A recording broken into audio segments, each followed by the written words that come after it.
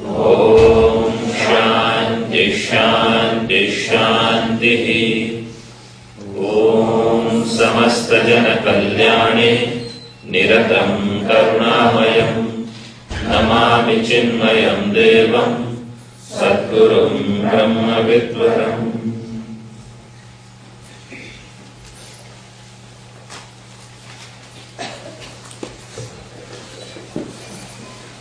Sloka number 16, 17 and 18.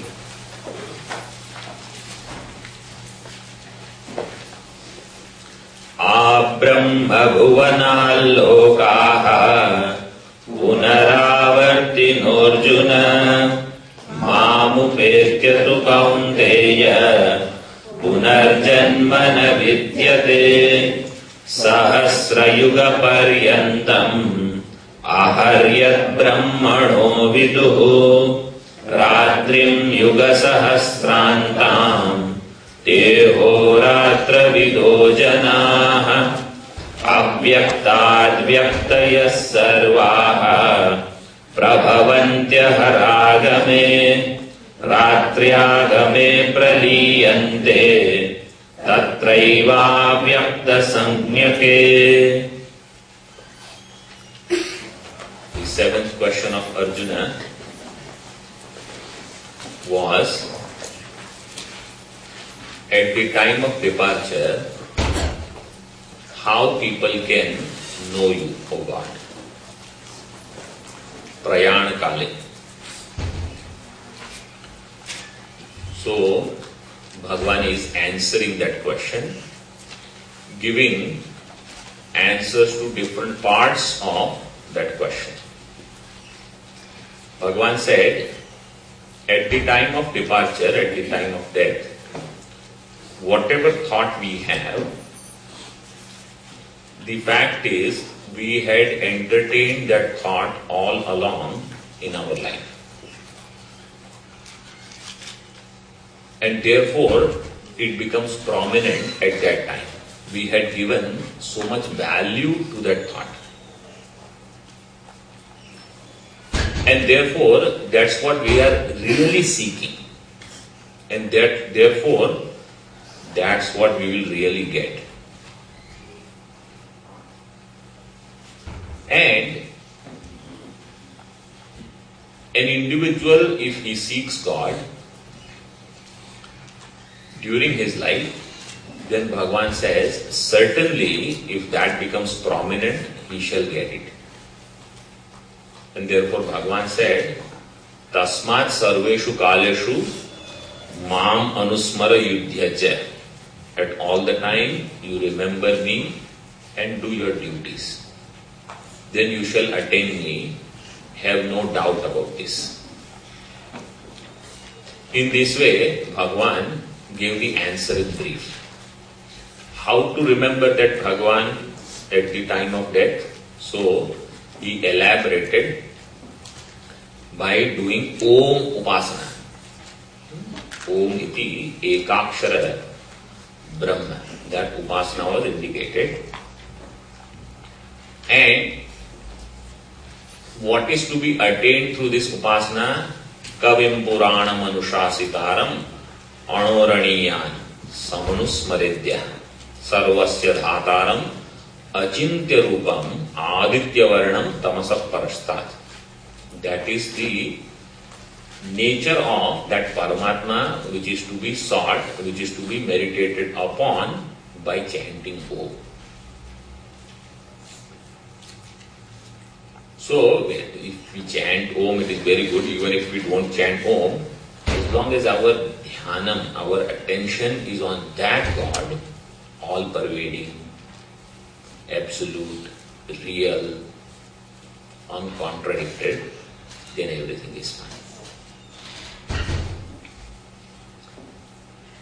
Then, Bhagavan wants to explain the different destinations attained by mainly two types of seekers, and I told you last time, these two are the Karmi and the Upasaka. performer of karmas, actions, rituals, seeking some divine but finite gain. And another is seeking infinite gain, and that person shall attain it gradually, krama mukti. I hope you remember. We are meeting after only 2 weeks.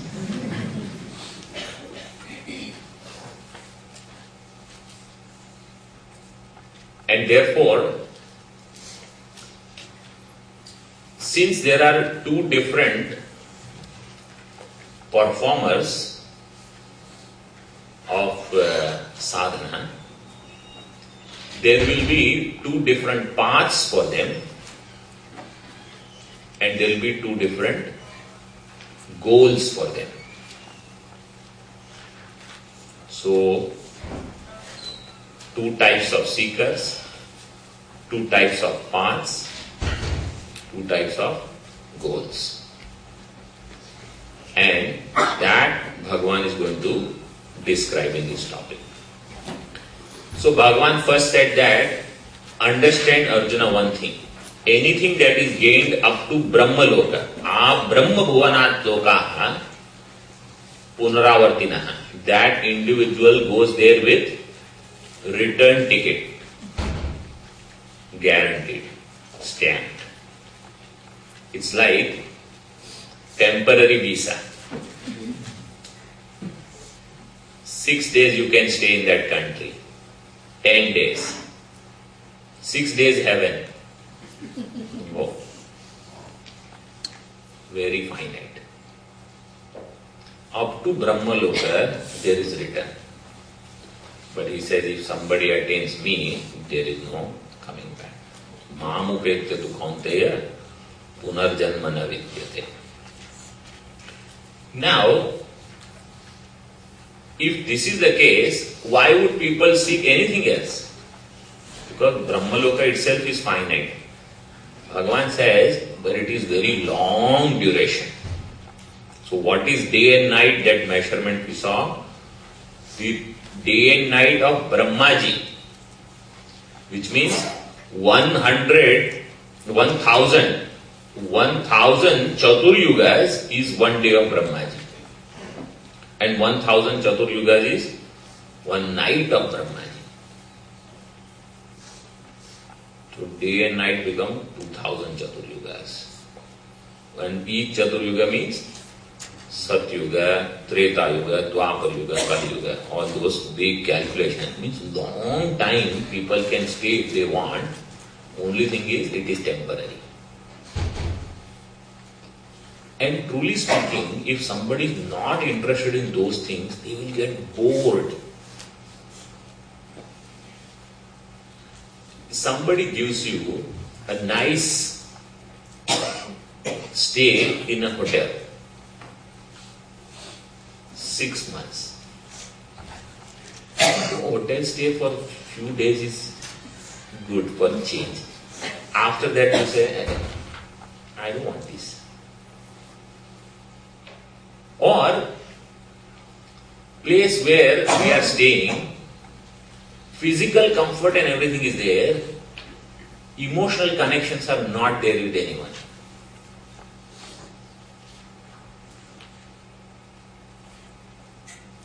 You say, why robot like we are taking objects, having this enjoyment, that enjoyment, over. So somebody who is actually not seeking these things, that 2,000 Chatur-yugas time, he'll say, what will I do without this? Can I cut it short? No.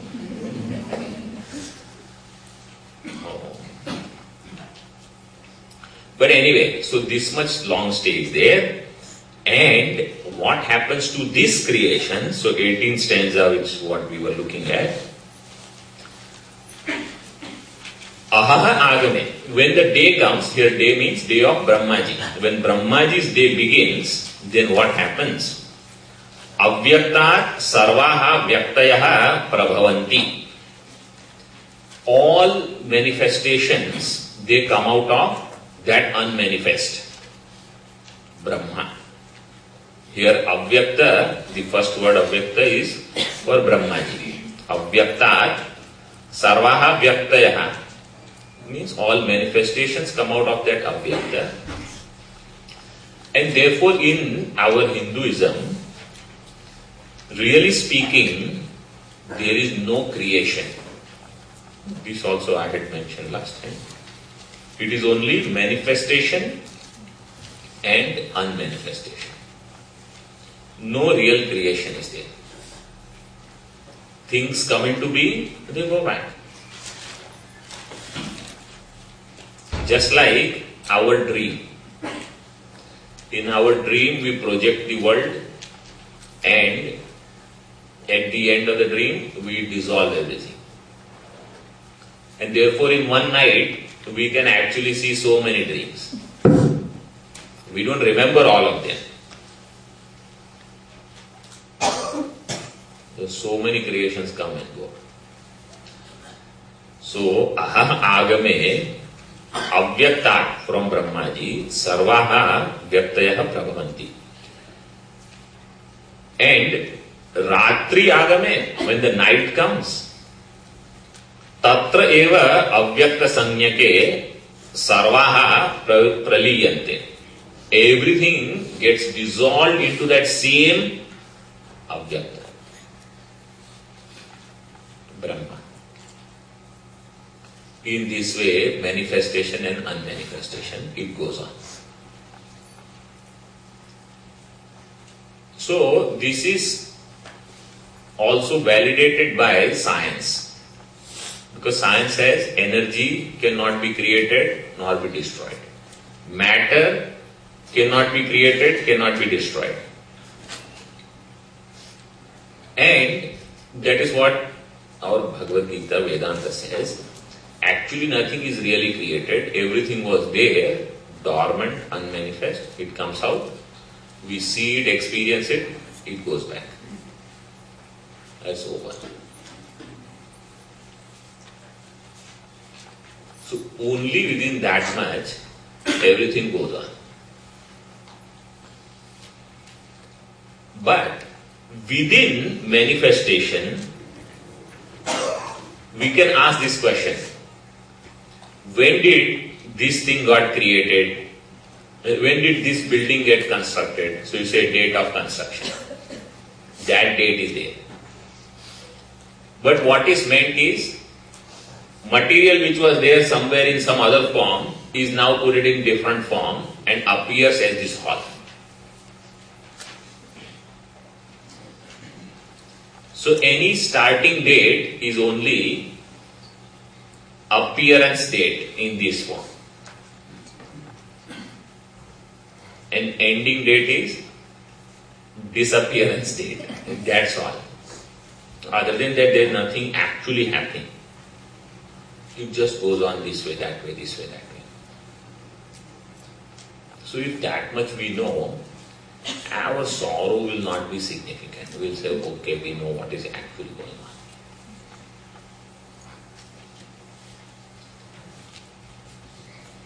As far as when things will become manifest and unmanifest, there are laws. That is not random.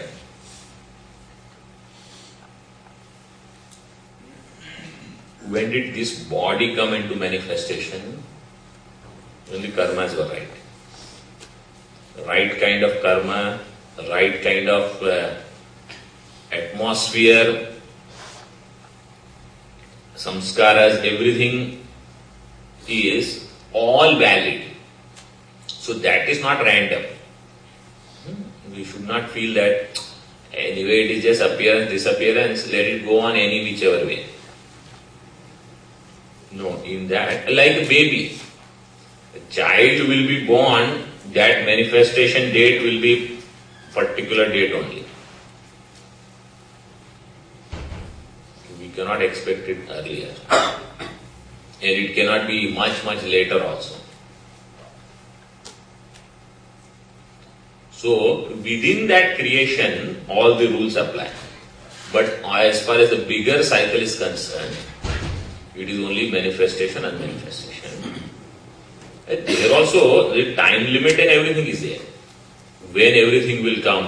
Brahmaji cannot say, I am feeling tired suddenly, let me go for a nap earlier. He cannot do that.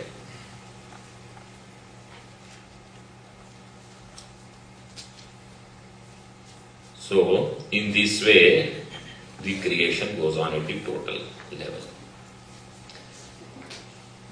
And Bhagavan says, people are helpless in this regard. In the next stanza, he says, nobody has freedom as to when I will appear and when I will disappear. If an individual says, I am tired now, I want to go. Karmas are not over, you have to wait. And if somebody says, I want some extension, it is too early for me to go, nothing doing. I have not enjoyed all, I have been just working. Now only I got the time to enjoy everything. And you want me to go? Yes, your time is over, sir. Next stanza. bhUta-grAmah evAyam. bhUtvA praliiyate. rAtry-Agame vasah pArtha. prabhavanty ahar-Agame. bhUta-grAmah evAyam. bhUtvA praliiyate. rAtry-Agame vasah pArtha. prabhavanty ahar-Agame. Saha bhUta-grAmah, that host of bhuta beings, jivas. Jivas means not only human beings. Jivas means all beings. See, human population is 6.2 billion, let us say. How many insects are there on this planet itself? No counting. And how many plants? A plant is also jiva.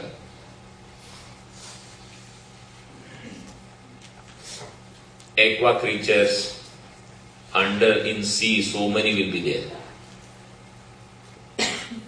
So many birds. And this is only one planet in one solar system. Like that, there will be maybe so many other planets where there will be life in the similar fashion that we don't know at all.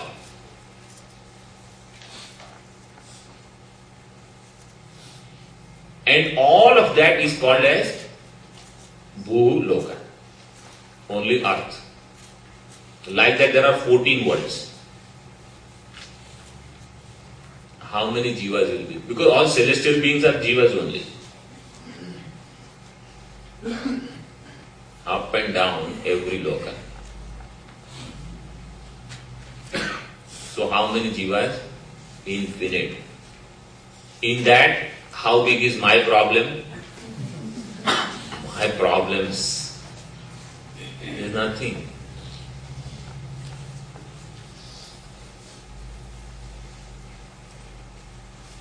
So this bhUta-grAmah, this host of beings, evAyam bhūtvā praliiyate. It gets dissolved, comes into being, gets disappeared. When rAtry-Agame, when the night comes. So when the night comes, all beings sleep. Which is what happens. Birds, they stop, insects, everyone. As well, sometimes people ask this question, how number of beings, when they are produced more and more, as human population increases, where do the jivas come from? Where do they come from? So many insects are there, so many animals are there, so many ants are there. Somebody will die, they can become human being. Human population is probably less than 0.5% of total jivas on earth itself. So half itself is too big number. In our yard, if we see, so many trees, plants are there,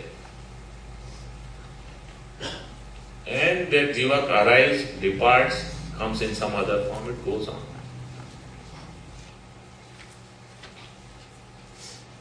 So human population is no measurement for jivas.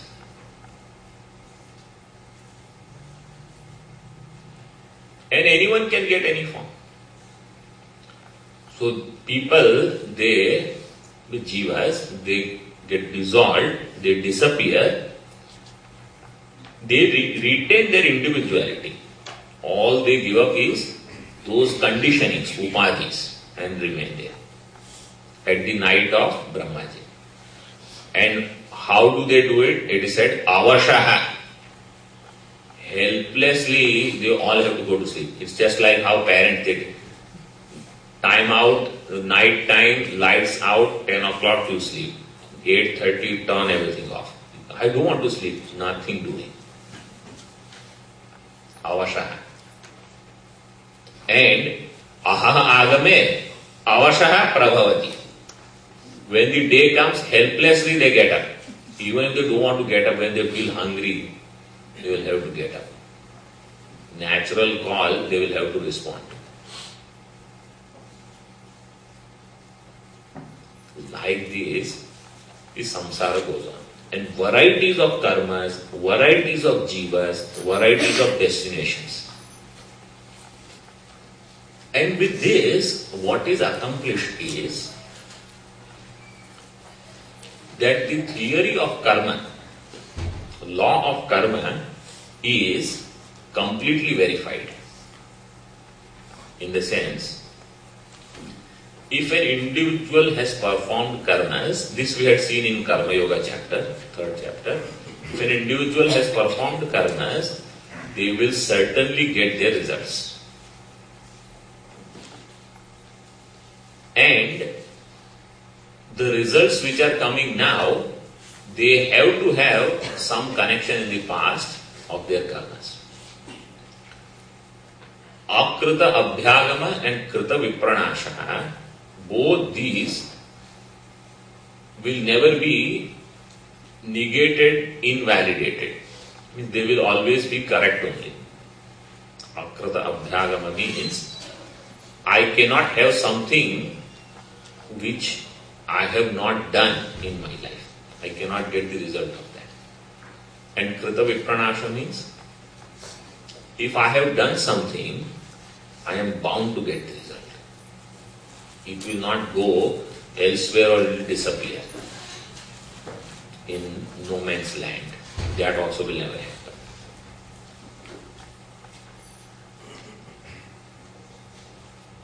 And based on that only the bondage and liberation system is defined.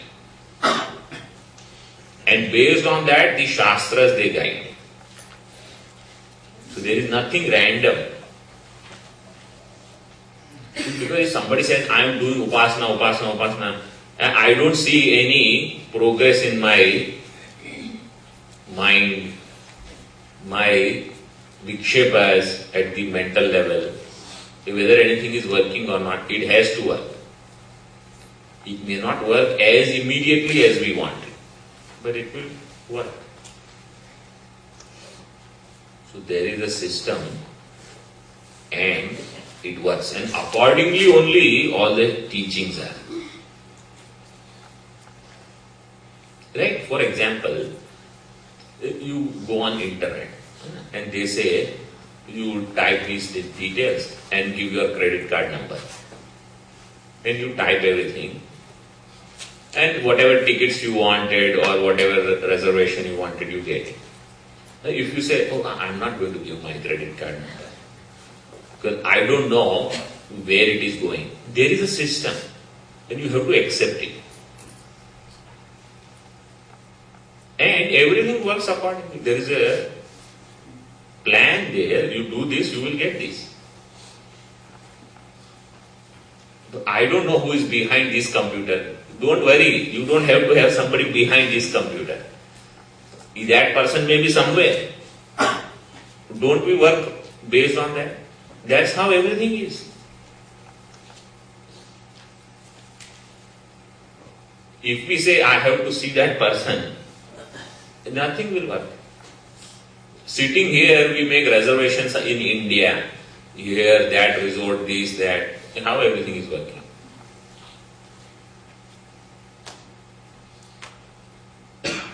So, all of these things, they are there.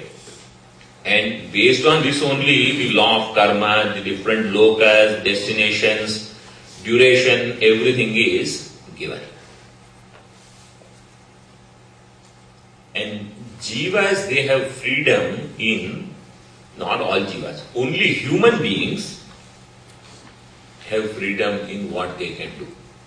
Rest of the beings, more or less their life is also helpless.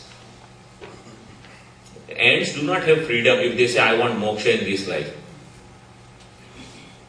No shravanam, mananam, nothing. So all other beings, they don't have freedom. Avashaka. Now Bhagavan says, all these things, they come and go, appear and disappear, but there is something which is always there. What is that? Parastasmat tu bhavonyah avyaktavyaktad sanatana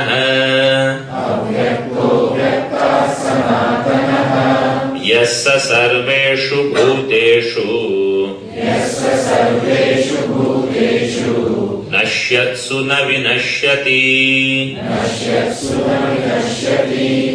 parastasmat tu bhavonyah avyaktavyaktad sanatana yassa sarveshu bhuteshu nashyatsu na vinashyati. Two, but tasmat paraha, other than that, other than these bhUta-grAmah, which comes and goes, appears and disappears, anyah bhava, there is something other than that.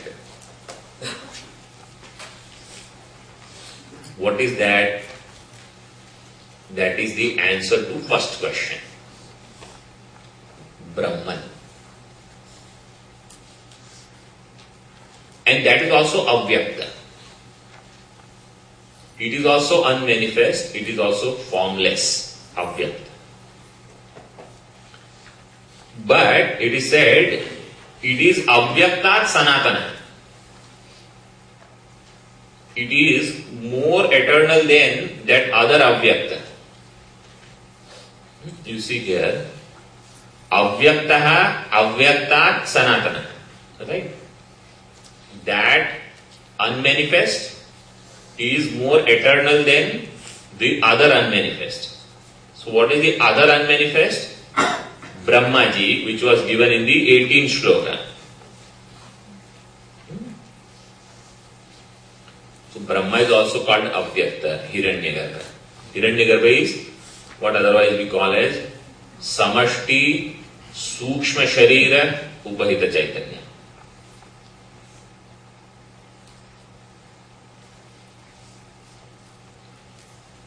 Some of these things are concepts of Vedanta. So if you know, it will help. So this unmanifest is more eternal, or in fact is the eternal most, if you want to call, than this other unmanifest.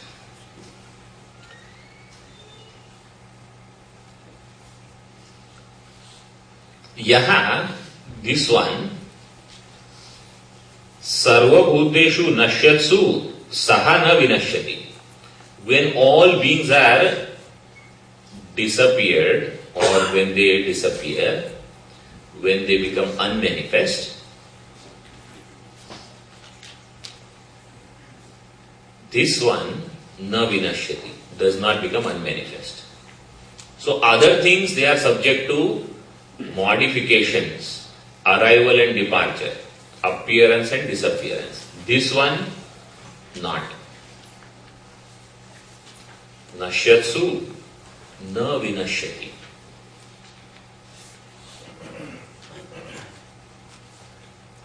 And therefore, it is eternal, it is existence. And also, because it is able to see arrival and departure of everything, it knows arrival and departure of everything, it is consciousness. It is witness. It is changeless. Sarveshu bhuteshu nashyatsu na vinashyati.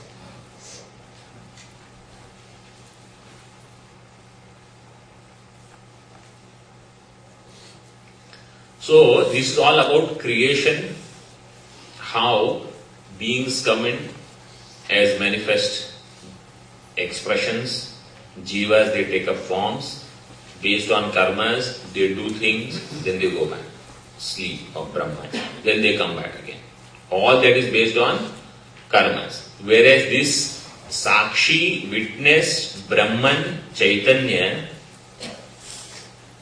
doesn't go and come. This is the distinction. So what is it that we should seek? Any time, what Bhagavan is establishing here is, any time if we are holding on to something which is impermanent, we are bound to get sorrow out of that. Whether its impermanence is because of its own nature, or whether it is bound by the total time of Brahmaji. Brahmaloka also is impermanent.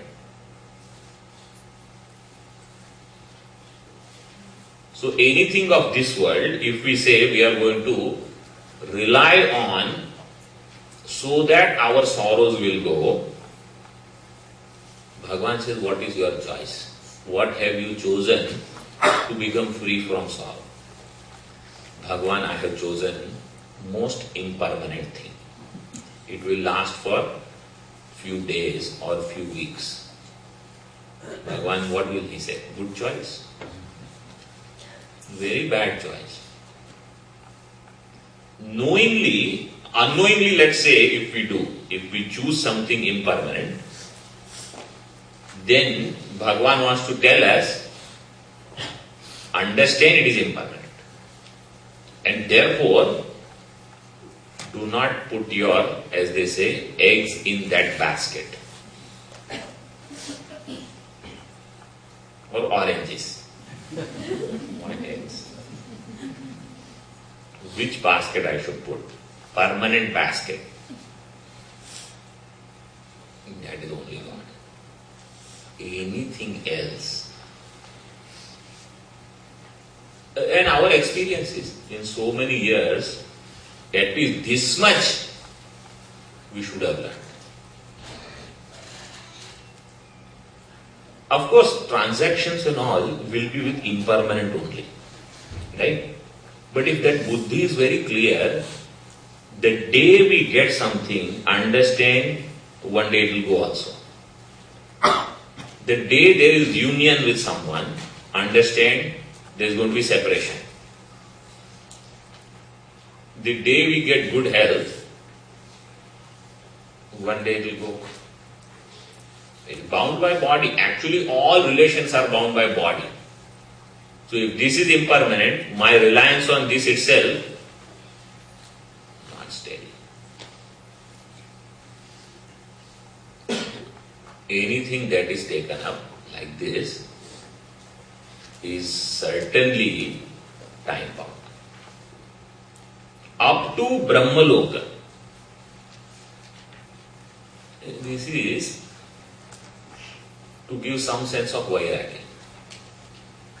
Because anityatva, the moment we see that, and we say, but I am not interested in this because it is just going from here to there. It is not real change.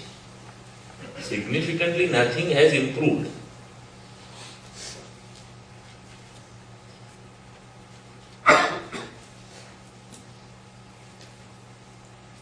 It is all temporary only. That understanding is what we have to get from this. It is not that I know now how many years Brahma takes, how many yugas are there, all number calculation. Objective is understand it is also permanent, temporary only, one day it will go. No matter how big that number is, it will end. That's what in Puranas, in Bhagavatam, etc., it is said, this king stayed for so many long years. And those numbers are 36,000 years, 1 million years. After that, he gave up everything, went to forest and meditated on God. So we should not say, oh, okay, let me also be king for 1 million years, then I will also go for meditation. What he understood after 1 million years, we can understand earlier.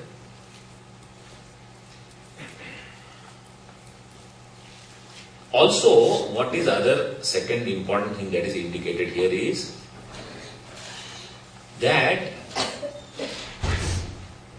all these things are in time.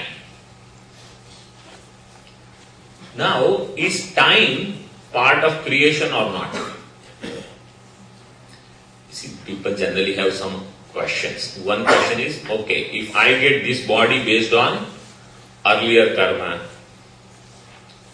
how did I do those karmas? So he said, with the body, how did I get that body? With the earlier karmas, previous life. And instead of going into those jumps now, the ultimate intelligent question comes, how did I do the first karma, or how did God come out with the first creation? Did he give like 50 punyas and 50 papas to everyone, like the change, pocket money, and you start using, and then depending on how things work out, we will see what next body you will get. Was there some such arrangement? So we say that question itself is wrong. There is no such thing as first birth, first creation. And the other question is, when did the creation begin?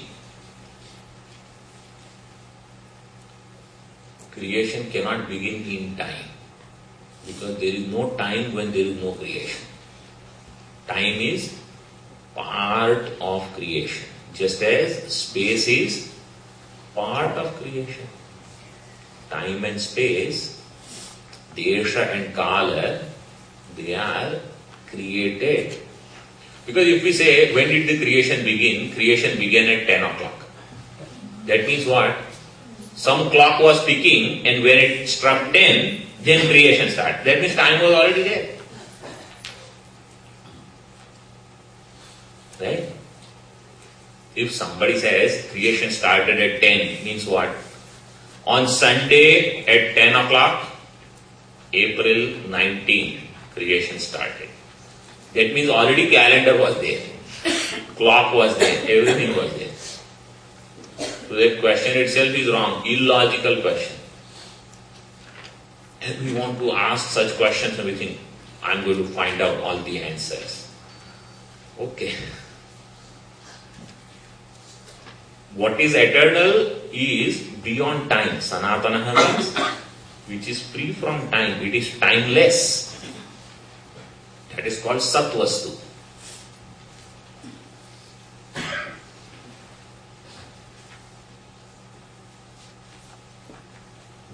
bhati dikkala katha vinasman dikkala lilehi vapurvayam chet. The concept of space and time is not there without I. And that play of time and space is there only when I know that I am body. Because then I am here, now. It is all with reference to physical body only. That which is formless is beyond time and space, this Sanatana. Bhagavan, tell me a little bit more about that. Avyakta ityuktah tamahu paramam gatim yam prapya na nivartante tadhama paramam mama avyakta ityuktah tamahu paramam gatim yam prapya na nivartante tadhama paramam mama. That avyakta sanatanaha avyaktaha aksharaha iti uktaha. It is called aksharaha. What is this aksharaha? Aksharam brahma paramam. That I told you, first answer. So this avyakta is called akshara, imperishable Brahman. Tam ahuhu paramam gatim. To that the wise people call supreme goal, paramam gatim, ultimate achievement, ultimate destination. Why it is called ultimate? Yam prapya na nivartante. Having gained that, there is no return. So earlier, anything that is gained, there is return.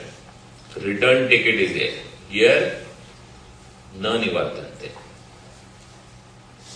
What is said in 15th chapter is yad gatva na nivartante. Here it says yam prapya na nivartante. Tadhama paramam. That is same.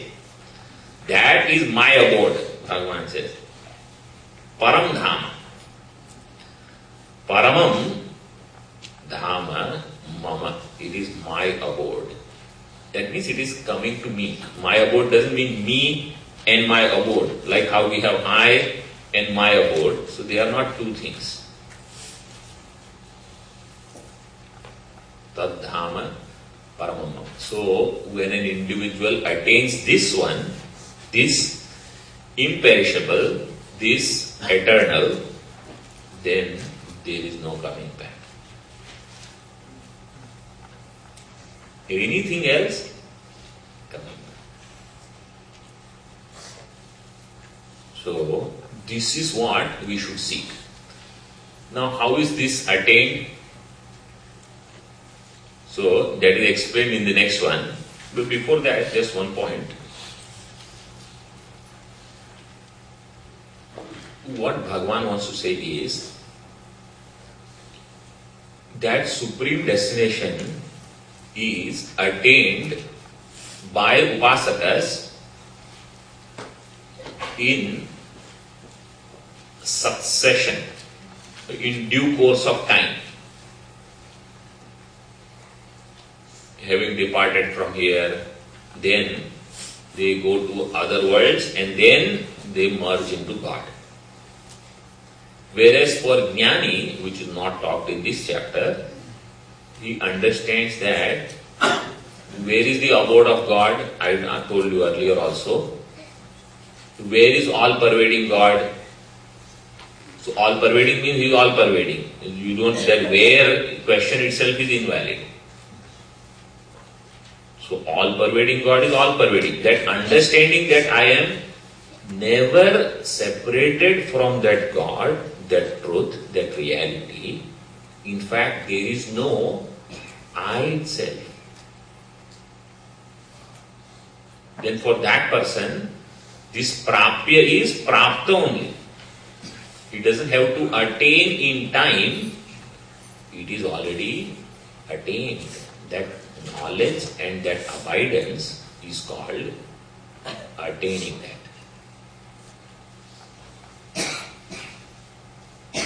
And that is the Paramna.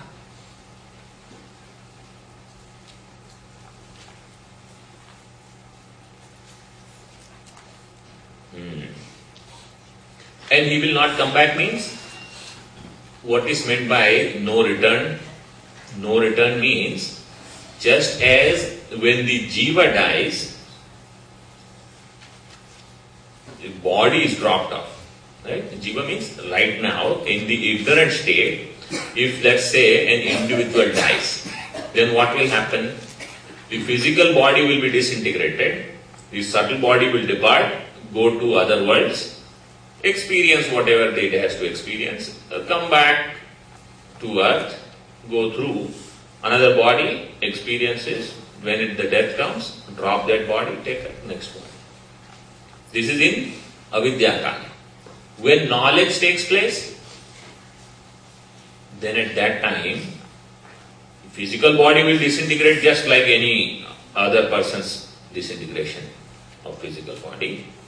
Subtle body will get disintegrated at the time of the death of physical body's disintegration. And therefore, there is no more Sukshma Sharira which is waiting to get another Sthula Sharira.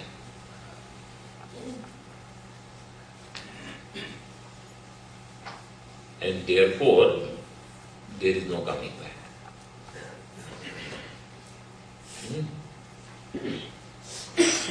Are you all?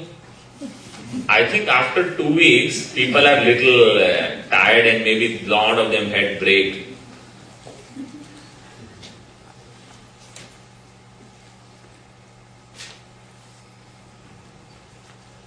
And I have been talking continuously.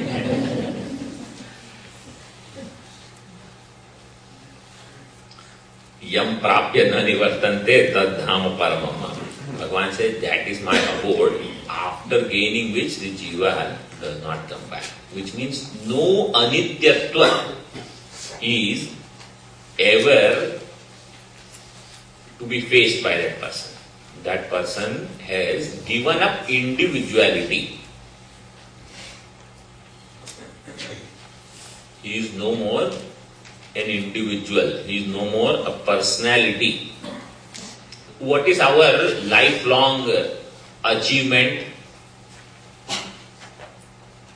Adding more things to personality. Right? And what is Vedanta's objective? Eliminate that. I just started adding things to my personality. And now itself you want me to get rid of everything. At least let me enjoy. There is no enjoyment. That is what Vedanta is saying. All that is going to be suffering only in one way or the other. Yam prapya na nivartante tad dham paramam mama. How that Paramatma can be gained? So Bhagavan says, Purushassa parah Partha bhaktya labhyastvananyaya yasyantasthani bhutani yena sarvamidam tatam Purushassa parah Partha bhaktya labhyastvananyaya yasyantasthani bhutani yena sarvamidam tatam. O Partha, saha parah purushaha, that supreme being, to ananyaya bhaktya labhya. That supreme being is gained by Ananya Bhakti. That shloka we had seen already. Ananya Cheta Satatam Yo Mam Smarati Nityashaha Tasyaham Sulava Partha Nityayuktasya Yoginaha. I think 14th shloka. Ananya. Cheta. I told you that Ananya word will come. And in 9th chapter also Bhagavan will give that famous shloka is that. Ananya Chintayantam. Ananya Bhakti means what? Ananya Bhakti means, one meaning is seeking God for the sake of God, not for something else. Bhagavan, make sure that this happens. This 2 years, this Shani is around. That you take care. Then we will see. Oh, and during that time also take care of these other 10 things. Not like that. See, when we ask God that you take care of this or that, what does that mean?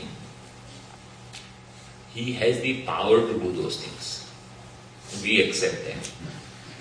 But we also think He doesn't know what I want. So He is sarva-shaktiman, but He is not sarvagya. You can do what I want, but you don't know what I want. So Bhagavan, that's why I have to give all these emails. So that itself is wrong. Actually, what we really want is happiness. We think this thing will give, that thing will give. Right? Our objective is very clear. We want happiness, that eternal, independent. And we think, no, but I just want only this. And He knows that if He finishes that, then after some time He says, no. Now you change that.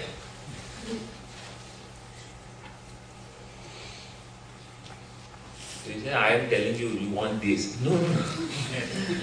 So Ananya Bhakti means this, that we let Him decide. This is one meaning. Second meaning of Ananya Bhakti means that the devotion is steady. It is not going to other things. So, my devotion is to God also, but I am also, attached to so many other things. So that which is such divided love, it will be conflicting within itself. Bhagavan will say conflict of interest is there. At one place you say I want Nitya, and the other place you say I want Anitya. So he says, you make up your mind. I am waiting here. You go through whatever you want, you try out everything, then at the end you tell me. So Ananya also means no such conflict. Single pointed devotion, in other words, English translation would be.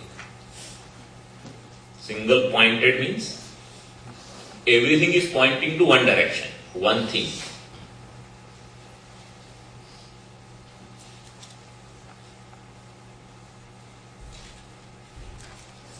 That Ananya Bhakti will be able to give that Parapurusha. And what is his connection with this creation? So it is said, Yasya antasthani bhutani, in whom all beings are. This itself says, where is God? And also it is said, Yena idam sarvam tatam, by which all this is pervaded. So where is everything? In God. And it alone pervades everything. That means where is God? Everything and everywhere. So it is not to be gained later.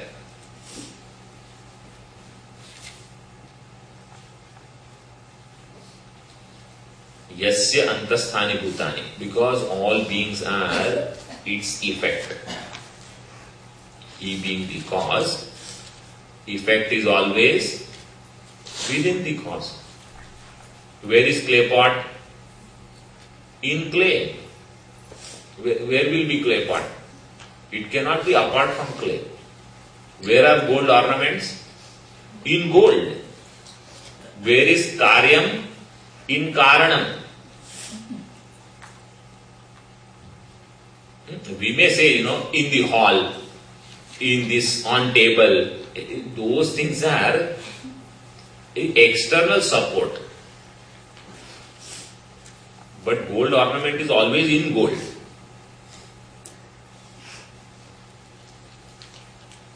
And yena idam sarvam tatam, that by which everything is pervaded, which means cause always pervades the effect.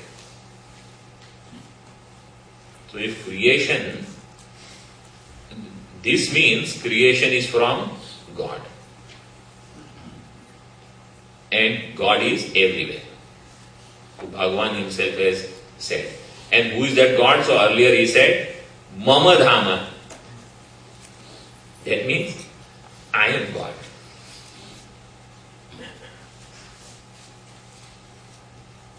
What is my nature? Kavim Puranam, what was said earlier. Of course, he has been saying all along. So, if this way one understands me, Bhagavan says, then that person shall attain me. And through this devotion, through this regular upasana, one can get me.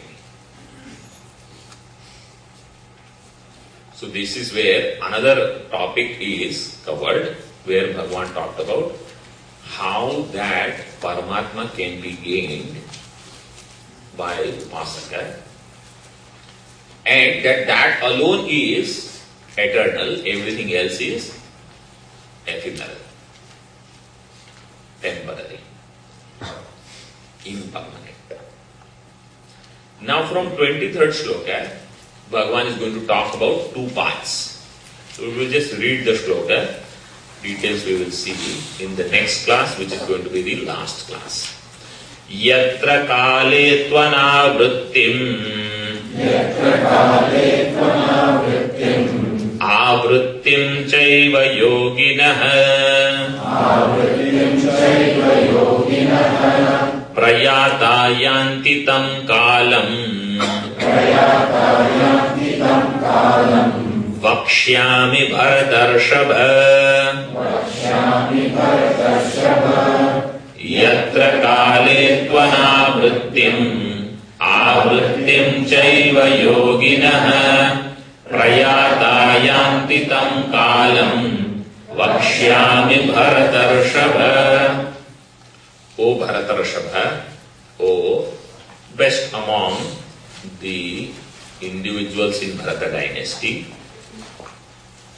yatra kale, that time, means under those circumstances. Time doesn't mean 8 o'clock in that way you mark.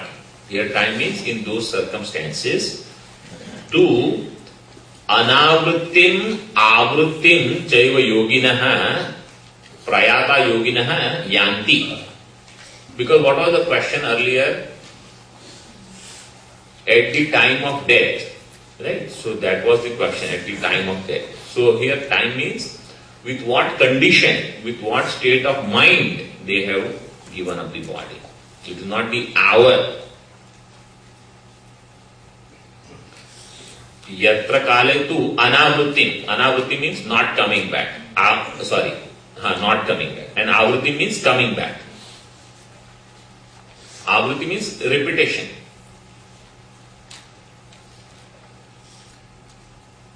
Punar-Avartino'rjuna, punar-Avartino'rjuna, we say.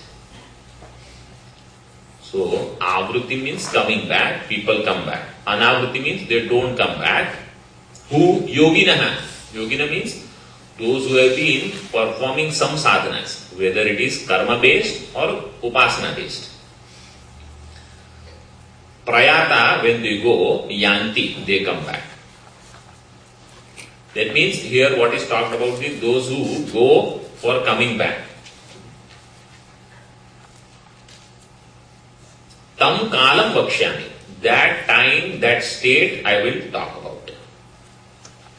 So that I will elaborate on.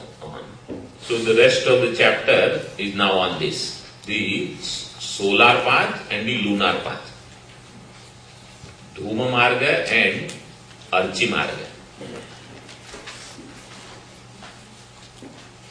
Bright path and dark path. So about that, Bhagavan is going to talk about.